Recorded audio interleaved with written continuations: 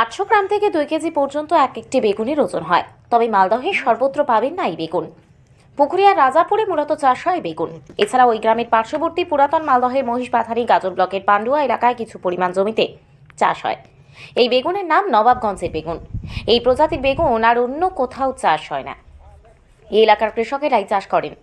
প্রতি বছর কৃষকেরা বেগুনের বীজ সংরক্ষণ করে রাখেন, পরবর্তীতে সেই বীজ বপন করেন কৃষকেরা নিজেই। এই প্রজাতির বেগুনের বীজ কোথাও কিনতেও পাওয়া যায় না। প্রাচীনকাল থেকে এই বেগুনের চাষ হয়ে আসছে মালদহে, এমনটাই দাবি কৃষকদের।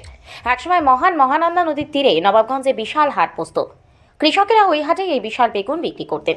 হাটের নাম অনুসারে এই বেগুনের খ্যাতি, তাই এই বেগুনের নাম নবাবগঞ্জের বেগুন। এখন এই নামেই পরিচিতি বিশাল এই বেগুনের। বর্তমানে বিশাল আকারের এই বেগুনের দাম 100 টাকা কেজি। মালদহ শহরের বাজারে পাওয়া যায়। একটি বেগুনের ওজন অনেক, আবার দামও বেশি, তাই সাধারণ মানুষের স্বার্থের বাইরে এই বেগুন। মালদহ জেলায় উদ্যান পালন দপ্তর সূত্রে জানা গিয়েছে, মালদহ জেলার 3টি ব্লকের বেশ কিছু গ্রাম মিলিয়ে প্রায় 200 বিঘা জমিতে এই বেগুন বর্তমানে চাষ হচ্ছে। এটা ভাটা বেগুন নামে পরিচিত। মানুষ কি বলে? মানুষ তো আমরা ভাটাই বলি, ওই শহরে ফের অন্য কিছু বলে, নবগঞ্জ বলে, কিন্তু আমাদের এখানেই চাষবাস। এটা লাস্ট কত বড় হয় এই বেগুনটা? 1 থেকে 1.5 কিলো। কত বছর ধরে চাষ করছেন? চাষ এই 2 বছর থেকে। যেদিন থেকে গাছ লাগান কবে ফল আসে? কতদিন টাইম লাগে এই বেগুনের? এই বেগুনের টাইম 2 মাস পরে ফল আসে, 2 থেকে 2.5 মাস পরে ফল আসে। এখানে কতজন চাষ করে এরকম? এরকম চাষি এখানে মোটামুটি 20 জন আছে। কি চাইছেন? সরকারের কোনো অনুদান? হ্যাঁ, সরকারি অনুদান হলে ভালো হবে। আপনার নাম? লাল মোহাম্মদ।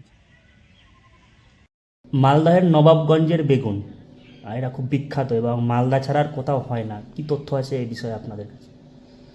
হ্যাঁ, মালদায় বিখ্যাত যে সকল ফসল হয় তার মধ্যে অন্যতম একটা ফসল হলো নবাবগঞ্জের বেগুন। এটা বহু পুরনো দিন থেকে এই বেগুনটা চাষ হয়ে আসছে। এখনও গাজল, ওল্ড মালদা এবং রতুয়া 2 এই 3টে ব্লকে বেশ কিছু গ্রাম পঞ্চায়েতে এবং ভিলেজে এই চাষটা চলছে। এখনো পর্যন্ত আমাদের কাছে যা রেকর্ড আছে, প্রায় 200 বিঘার মতো জায়গা জুড়ে এই চাষ হয় এবং মূলত এই বেগুনটা শীতকালে হয় এবং সাইজে এটা খুবই বড়, প্রায় 800 থেকে 2 কেজি পর্যন্ত এই বেগুনের ওজন হয় এবং বেগুনের মধ্যে 300 থেকে 450 সংখ্যক বীজ থাকে, যার ওজন প্রায় 50 গ্রামের মতো বীজের।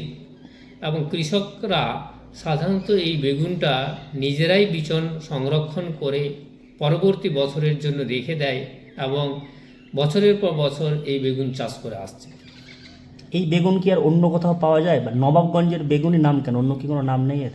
হ্যাঁ, এই বেগুনটার অ্যাকচুয়ালি আর অন্য কোনো জায়গাতে এই জাতটা চাষ হয় না, বা করার চেষ্টা করেছে কিন্তু হয়ে ওঠেনি, সফলভাবে হয়নি। এর বৈশিষ্ট্য, যেহেতু দেখা গেছে বহু আগের থেকে এই চাষটা কিছু কৃষক করতো এবং ওইখানেই সীমাবদ্ধ থেকেছে। ওখানকার এগ্রোক্লাইমেটিক ভৌগোলিক চারিত্রিক বৈশিষ্ট্য, সয়েলের চারিত্রিক বৈশিষ্ট্যের অ্যাক্লামেটাইজড হওয়ার জন্য এই বেগুনটা ওখানেই হয় এবং ওখানেই করে। কিন্তু যেহেতু এর মানে দিনের পর দিন, যখন বছরের পর বছর এই বেগুনটা চাষ হয়, তখন ওদের যে বীজ সংরক্ষণ রেখে দেয়, তাতে এর সাইজটা কিন্তু ধীরে ধীরে একটু কমে আসছে। আগে যেটা 2 কেজি পর্যন্ত হতো, এখন এটা ম্যাক্সিমাম 1.5 কেজি পর্যন্ত হচ্ছে।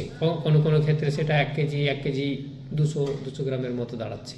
মানে এর কি আধুনিক পদ্ধতিতে এর চাষের কোনো ব্যবস্থা বা প্রশিক্ষণ কৃষকদের এই বেগুন চাষের, এরকম কোনো উদ্যোগ এখন পর্যন্ত নেওয়া হয়েছে সরকারিভাবে? আমাদের দপ্তর food processing industries and horticulture, government of West Bengal, আমরা সর্বতোভাবে চাষিদের পাশে বিভিন্ন আধুনিক যে টেকনিক্স সবজি চাষের জন্য, সেগুলো ট্রেনিং দিই এবং সেই ট্রেনিংয়ের মধ্যে বেগুন চাষও একটা পড়ে। এবং প্রথমত আমরা চাষিদের এটাই বলতে চাই, আপনি বেগুন চাষ করুন, লঙ্কা চাষ করুন, টমেটো চাষ করুন বা অন্যান্য ফসল চাষ করুন, সেটা যদি বিজ্ঞানসম্মত পদ্ধতিতে করেন তাহলে দেখা যাবে যে যখন গাছটার ফল এবং ফ্রুটিং আসে সেই অবস্থায় অনেক সময় বেগুনের ক্ষেত্রে বিশেষত গাছ মারা যায়, যেটাকে আমরা এক কথায় উইল্টিং বলি। এগুলো হবে না যদি আমরা ওই বিচনটা বা বীজটা শোধন করে নিই। অর্থাৎ আমরা ছোট ছোট ছেলে মেয়েদের যেমন টিকাকরণ করি, সিমিলারলি ওই বিচনটাকে যদি সঠিক কেমিক্যালস দিয়ে আমরা শোধন করে নিতে পারি, তারপরে যদি বিচনটা বীজতলাতে ফেলি এবং চারাটা তৈরি করি, তাহলে সেই চারাটা অনেক হেলদি হবে এবং তার থেকে যে বড় গাছ হবে সেটা কিন্তু পুষ্টিকর হেলদি গাছ, যেখান থেকে আমি অনেকটা বেশি ফলন পেতে পারি। ঠিক আছে। মালদা জেলার বালিয়া নবাবগঞ্জ তথা আশাপুরের যে বেগুন, সেই বেগুন ইতিমধ্যে আমাদের পশ্চিমবঙ্গ পেরিয়ে সারা দেশে বাজারজাতকরণ শুরু হয়েছে। সারা দেশব্যাপী প্রচুর চাহিদা হচ্ছে। আমরাও চেষ্টা করছি যে এই বালিয়া নবাবগঞ্জের যে বেগুন, এই বেগুন ভারতবর্ষ ছাড়া বাইরের বাজারে কী করে রপ্তানি করা যায়, এবং আমরা আশাবাদী যে এই আমাদের মালদা জেলার যে বালিয়া নবাবগঞ্জ তথা আশাপুরের যে বেগুন, এই বেগুন আমাদের জেলায়, রাজ্যে, দেশে এবং দেশের বাজারেও বাজারজাতকরণ হবে, এবং এতে করে আমাদের যে সমস্ত চাষিরা বেগুন উৎপন্ন করছে তাদের সঙ্গে তাদের দেখাদেখি তাদেরকে দেখে অন্য চাষিরা উৎসাহিত হবে, এবং এই নবাবগঞ্জ পেরিয়েও গোটা জেলার চাষিরা আস্তে আস্তে এই বেগুন চাষে উদ্বৃত্ত হবে। ইতিমধ্যে পশ্চিমবঙ্গ সরকারের পক্ষ থেকে, হর্টিকালচার ডিপার্টমেন্টের পক্ষ থেকে বিভিন্নভাবে এই বেগুন চাষিদেরকে সহায়তা করা হচ্ছে, জেলা প্রশাসনের পক্ষ থেকে সহায়তা করা হচ্ছে। আমরা বেগুন চাষিদের পাশে আছি এবং সারা রাজ্যে সারা দেশে এই বেগুনের বাজারজাতকরণের জন্য আমরা সর্বতোভাবে সহায়তা প্রদান করছি।